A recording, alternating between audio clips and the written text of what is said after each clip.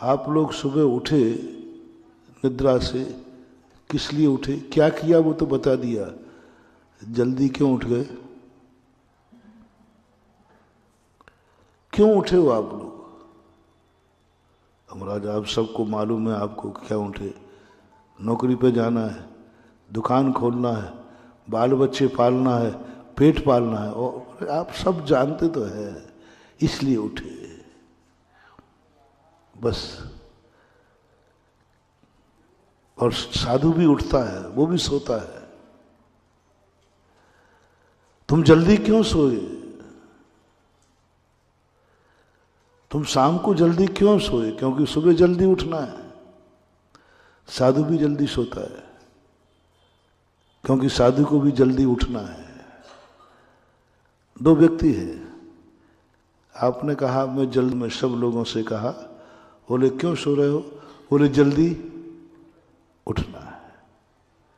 अब जल्दी क्यों उठना है ये निर्णय आप सोचना है। कहीं बाहर जाना होगा, कहीं दुकान जल्दी खोलना होगी, कभी रिश्तेदारी के यहाँ जाना होगा, इन सब के लिए आप कितने बार जल्दी उठते हैं। और साधु देखना, बोले जल्दी उठना है, बोले क्यों? सुबह हमें जल्दी सामायिक करना है। सामायिक का काल निश्चित है, लेट सोऊंगा तो सामायिक छूट जाएगी। अब साधु उठा भी तो सामायिक के लिए उठा, और तुम उठे भी तो संसार के लिए उठे,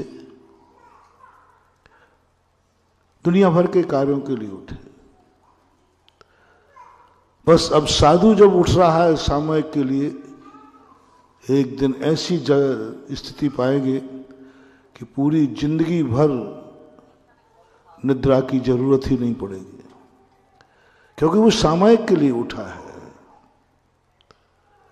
तुम भी सुबह उठते हो,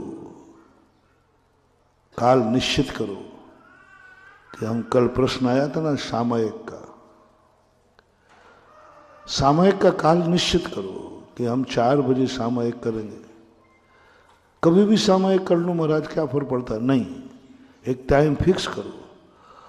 और शाम को सोते समय कोई कहे क्यों भाई जल्दी क्यों सो रहा है, 4 से 5 के बीच में सामायिक का नियम लिया है।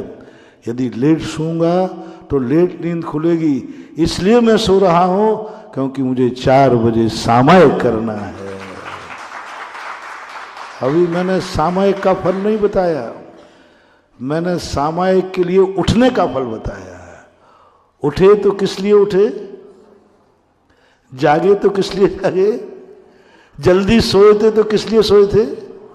देखना, जल्दी सोए थे कहकर सोए थे, देखो मुझे लेट हो रहा हूं, मुझे जल्दी सोना। बोले क्यों? मैंने नियम लिया है महाराज से, मैं 4 बजे सामायिक करूंगा, और यदि मैं लेट सोया तो लेट उठूंगा तो सामायिक टूट जाएगी, इसलिए मैं जल्दी सो रहा हूं सामायिक के लिए। अब जाओ, पूरी रात भर आप सोते रहे 4 बजे तक, और आपको देवगति का बंध होता रहा सोते सोते। क्यों? आप किस लिए सोए थे?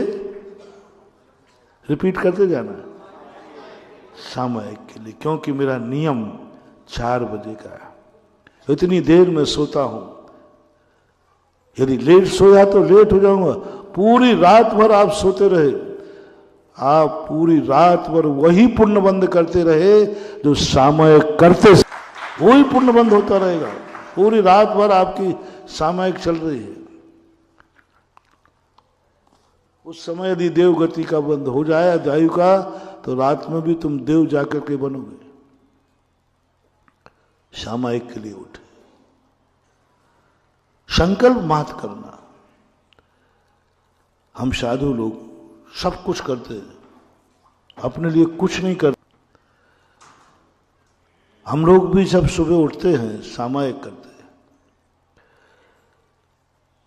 शुद्धि भी करते हैं, आहार भी लेते हैं।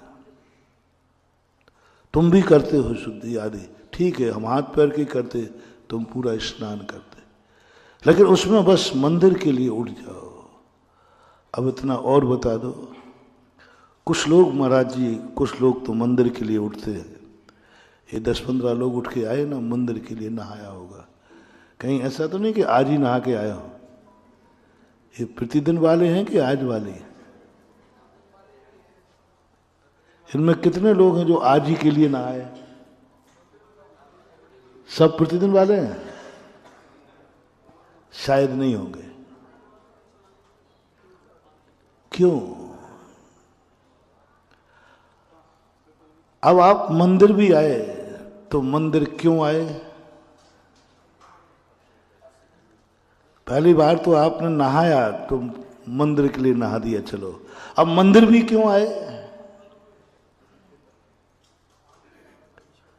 बस इतना बता दो। बोले महाराज मैंने नियम लिया है कि बिना नहाए भोजन नहीं करूंगा। तो मंदिर भी आए तो भोजन के लिए आए, क्योंकि नियम ले लिया था ना। हम मंदिर के लिए मंदिर कभी आए ही नहीं। एक माँ ने बालक से कह दिया, देख मंदिर जा,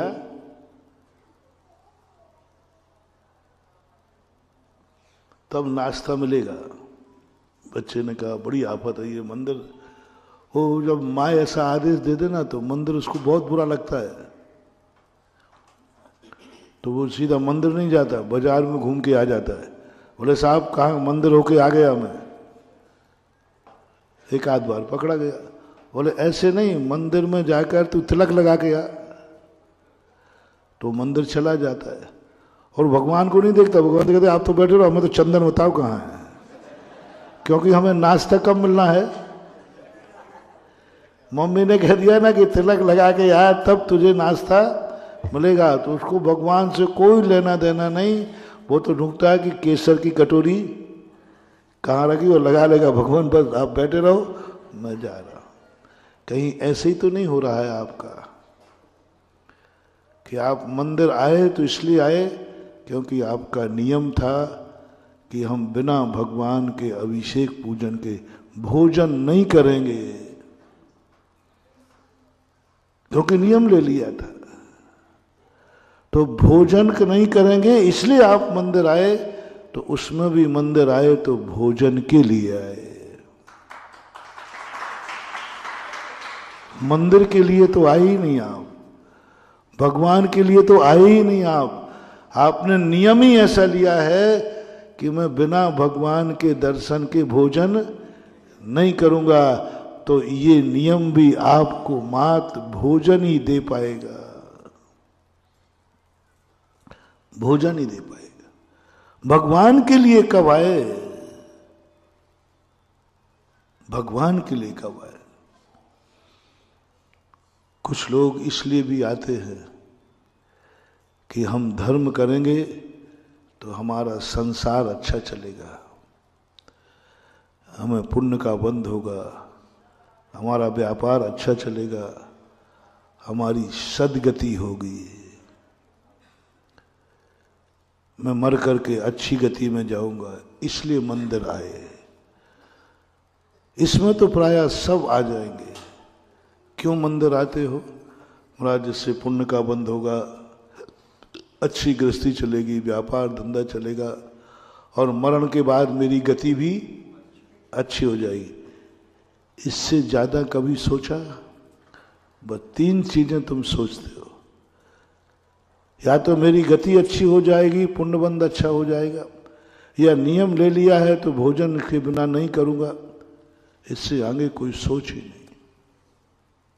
भगवान के लिए कब आए हो?